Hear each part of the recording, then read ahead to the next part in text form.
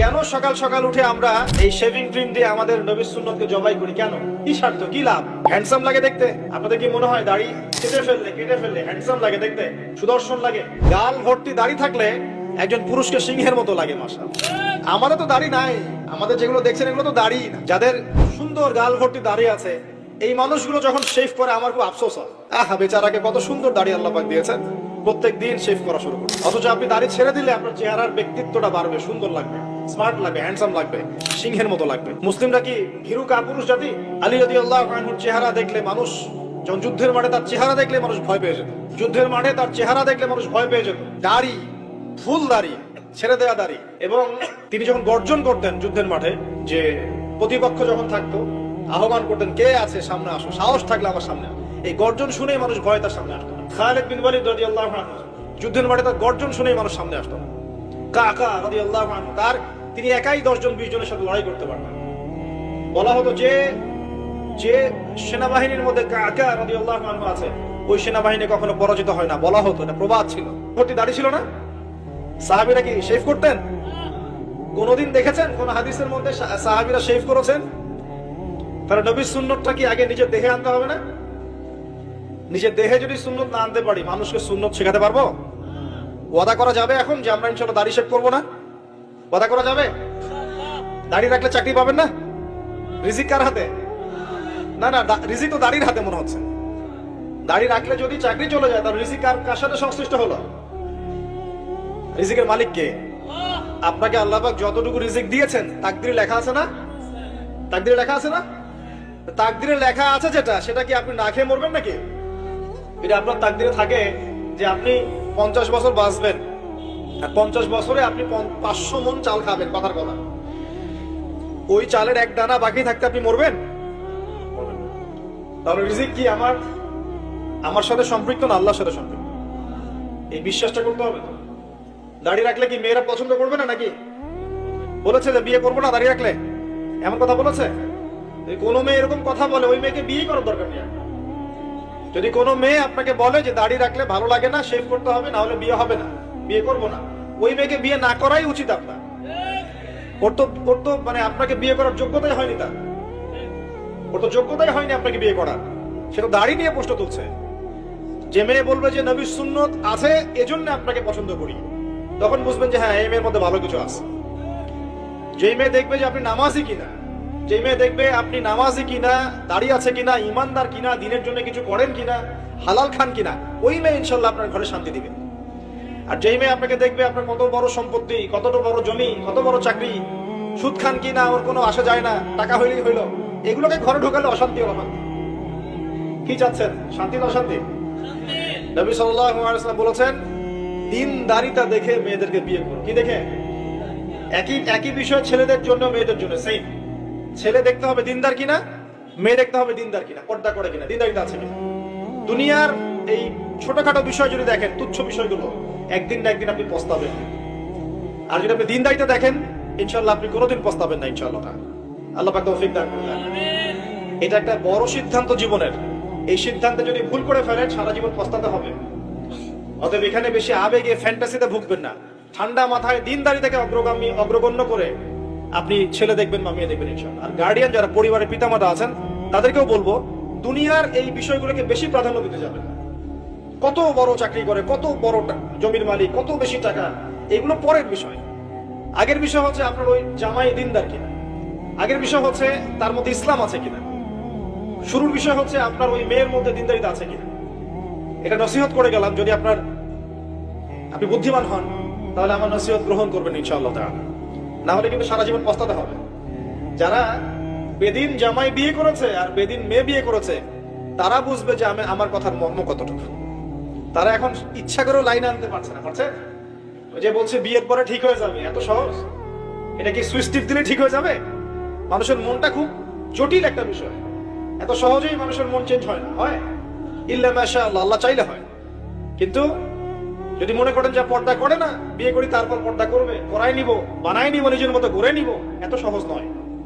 পরে দেখবেন সেই মেয়ে আপনার দাড়ি শেভ করায় ফেলছে, করতে পারে না, আপনাকে পেরেশানিতে ফেলবে। সবার এত টাকা, তোমার টাকা নাই। এই যুগে একটু সুদ খেলে কি হয়, সমিতিতে নাম লেখালে কি হয়, সুদের লোন নিলে কি হয়? সবার একতলা বাড়ি, আমার কেন? সবার 4-5 তলা বাড়ি, আমার কেন একতলা থাকবে? নাও লোন নাও, বাড়ি করি। আপনার স্ত্রী আপনাকে এদিকে ইনফ্লুয়েন্স করবে, করবে না? করবে। এইভাবে তো বহু পরিবারের কর্তা দিন দিন হার্ডস্ট্রোক করে মারা যাচ্ছে। টেনশন, পারিবারিক অশান্তি। অতএব দিনদারিতাকে প্রাধান্য দেন, ইনশাআল্লাহ দিনদারিতার সৌন্দর্য কখনো শেষ হয়ে যাবে না, ইনশাআল্লাহ। আল্লাহ পাক তৌফিক এনায়েত করেন। প্রিয় ভাইরা, আলোচনা একটা বড় অংশে এবার আসছি, এদিকে খেয়াল করেন, একটু মনোযোগ দিতে হবে। এখন থেকে আমরা একটু গুরুত্বপূর্ণ জায়গায় যাব। নবী সাল্লাল্লাহু আলাইহি ওয়াসাল্লামের সুন্নতের উপর আমল না করলে আমরা কি জান্নাত পাবো কিনা? আর নবীর সুন্নত কি শুধুমাত্র ইবাদত বন্দেগীর ক্ষেত্রে করলেই হবে, না জীবনের সব ক্ষেত্রে করতে হবে? আমার সাথে কথা বলেন। নবীর সুন্নত কি শুধু ইবাদত বন্দেগীতেই করব, নাকি জীবনের সব ক্ষেত্রে করব?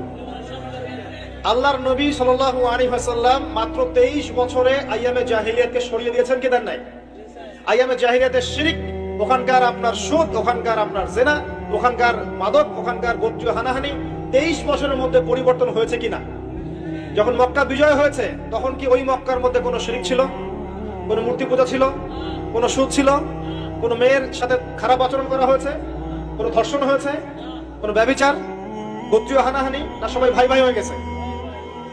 23 বছরের মধ্যে আল্লাহর নবী কি এমন করলেন যাতে একটা অন্ধকারাচ্ছন্ন সমাজ আলোকিত হলো? কি এমন করলেন, কে বলতে পারবেন? 23 বছরের মধ্যে আল্লাহর নবী কি এমন করলেন? তিনি কি কোনো জাদু করেছেন? তিনি কি মানুষকে বশ করেছেন? তিনি কি আল্লাহর ফেরেশতাদেরকে দিয়ে জোর করে মানুষকে দিনের দিকে নিয়ে আসছেন? তিনি কি মানুষের গলায় ছুরি ধরে ইসলাম কবুল করিয়েছেন? এই কোন কাজই আমাদের নবী মুহাম্মদ সাল্লাল্লাহু আলাইহি ওয়াসাল্লাম করেন নাই, করেছেন? বরং তিনি মানুষের কলব, মানুষের হৃদয়টাকে পরিবর্তন করে দিয়েছেন। সুবহানাল্লাহ। মানুষের হৃদয়ের মধ্যে আগে কুফর ছিল, আল্লাহর নবী সেখানে ঈমান ঢুকিয়ে দিয়েছেন।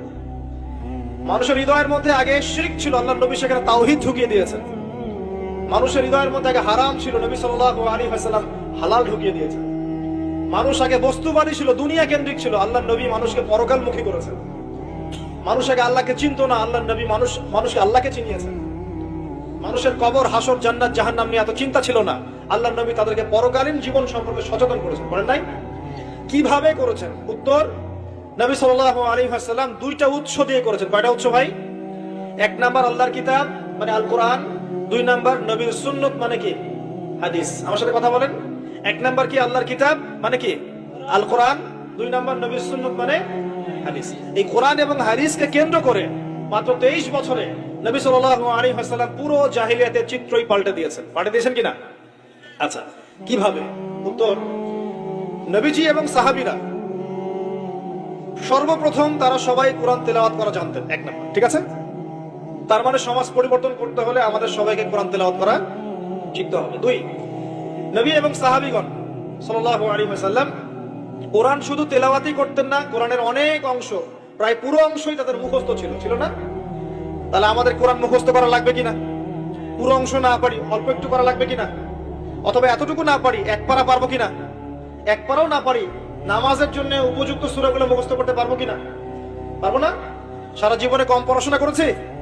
প্রচুর পড়াশোনা করেছেন, তাহলে কোরআনের ক্ষেত্রে কেন পিছিয়ে থাকবে? থাকা যাবে? যাবে না। ওই যে বারবার একটা কথা বলি, 15-20 বছর পড়াশোনা করে 15টা সূরা শিখছেন না। 15 বছর পড়াশোনা করে আপনি 15টা হাদিস শিখছেন না, শিখেছেন?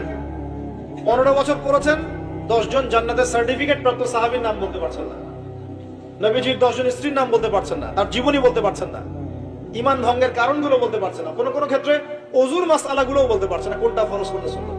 এমন আছে না? এবং এদের সংখ্যা কি কম না বেশি? এদের সংখ্যা কোটি কোটি, এমন কোটি কোটি মানুষ আছে বাংলাদেশের মাটিতে। আমরা সবাই মাশাআল্লাহ দুনিয়াবি ক্ষেত্রে শিক্ষিত হয়েছে ঠিকই, কিন্তু দিনের বেসিক জিনিসগুলো শিখি নাই। আপনি দেখবেন, আমি দেখাবো। কে আছেন বলেন জান্নাতি 10 জন সাহাবীর নাম বলতে পারবেন? একজন ব্যক্তি দাঁড়ায় যান দেখি, যদি বলতে পারেন আমার পক্ষ থেকে নগদ 1000 টাকা পুরস্কার। জান্নাতি 10 জন সাহাবী, এই দুনিয়াতেই তারা জান্নাতের সার্টিফিকেট পেয়েছেন। আল্লাহ নবী বলেছেন তুমি জান্নাতি, তুমি জান্নাতি, তুমি জান্নাতি। 10 জন বলতে পারবেন কেউ? তো বিশ্বাস করেন, আমি যদি এখন ধরি কোনো পুরস্কার দিব না, 1 টাকাও হাদিয়া নাই, আমাকে বলেন বাংলাদেশ ক্রিকেট টিমের 10টা প্লেয়ারের নাম বলেন, সবাই বলতে পারবে। পারবে না? 10 জন ইন্ডিয়ান নায়কের নাম বলতে বলেন, পারবে। 10 জন ইন্ডিয়ান নায়িকার নাম বলতে পারেন, পারবে। 10 জন আর্জেন্টিনার প্লেয়ারের নাম বলতে পারেন, পারবে। 10টা ব্রাজিলের প্লেয়ারের নাম জিজ্ঞাসা করেন, পারবে। এগুলো পারবে তারা, পারবে কি না? সত্যি কথা বলেন, পারবে কি না? অবশ্যই পারবে। 10টা বাংলা সিনেমার নাম বলেন, পারবে। 10টা হিন্দি সিনেমার নাম বলেন, পারবে। পারবে কি না? সত্যি কথা বলেন, পারবে কি না? অবশ্যই পারবে। না পারলে তো আলহামদুলিল্লাহ, আপনার জন্য দোয়া থাকবে যে পারেন নাই। কিন্তু বেশিরভাগ ছেলে পেলেই পারবে, বেশিরভাগ মেয়েই পারবে। মেয়েদেরকে জিজ্ঞাসা করেন 10টা সুন্দরী মেয়ের নাম বলো, ভারতের, পশ্চিমের, হ্যাঁ, সিনেমার, নাটকের, গায়কের, গায়িকার 10টা সুন্দর সুন্দর মেয়ের নাম বলো, বলে দিবে। পারবে না? জিজ্ঞাসা করেন আজকে গিয়ে যে 10 জন জান্নাতের সার্টিফিকেট প্রাপ্ত 10 জন সাহাবীর নাম কি, দেখবেন বেশিরভাগই বলতে পারবে না। এই বিষয়টাকে আপনি কি মনে করছেন?